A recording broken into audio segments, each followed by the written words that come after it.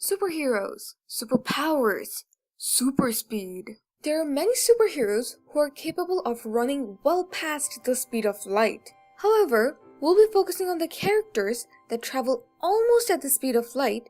For instance, Barry Allen, or better known as the Flash. So, is it physically possible? Well, there are some crazy theories, and we have one as well. Before we explain how something might go light speed, we must understand the concept of the annihilation caused by the collision of matter and antimatter. For all particles of matter, there is some sort of antimatter. For instance, electrons' antimatter is anti-electron or positron. Matter and antimatter particles are identical but has opposite charges. Therefore, when they collide, they annihilate, destroying each other and release energy in forms of photons. Now, similar theory can be applied in terms of a superhero. So, if the Flash had an anti-Flash, let's say in space, in order to avoid colliding with the Earth matters, and whenever he needed his super speed, he'd collide with the anti-Flash and they would release particles, basically photons, that would go light speed. So, transforming the matter in Flash's body into something that would go light speed is theoretically possible. But then again, Flash doesn't exactly go on a rocket and travel to outer space every time he has to save someone at super speed. And on top of that, there are some obvious flaws in Flash's vigilante journeys. Wearing red outfit, leaving a dazzling red trail behind him while zooming through the cities, being a superhero, saving people from bad situations while running at the speed of light, or supposedly even faster? Good heroic ideas, but physics says no. Let's start off with saving people at the speed of light.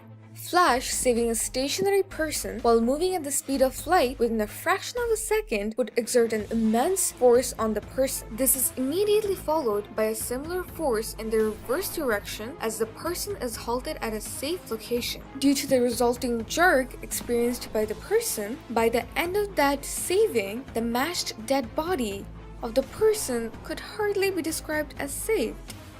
So, Flash can't really save people by grabbing them out of bad positions. But what if he just wanted to jog around the park? Well, when he's running, he's either a massless form of energy and doesn't react with his surrounding at all, or he, or at least his costume, is not completely formless and does react with his surrounding. If he is converted into energy by, let's say, reacting with his antimatter self, then Einstein's all-time famous equation, E = mc squared, would allow us to calculate that the released energy is over 125,000 times stronger than the nuclear bomb dropped in Hiroshima, which would be enough to destroy the entire planet, considering the entire reaction would occur instantaneously. Now, if he's not in this pure energy form and does react with his surroundings while running, he would be pushing the air in front of him while stretching the air behind him. As the air won't be moving as fast as him, he would essentially create a vacuum behind him while creating a highly pressurized area in front of him. Even theoretically, this is so bizarre that it is hard to predict what would happen due to this. One possibility is that he would heat up the air in front and around his path to intense temperatures, burning and destroying everything in his path.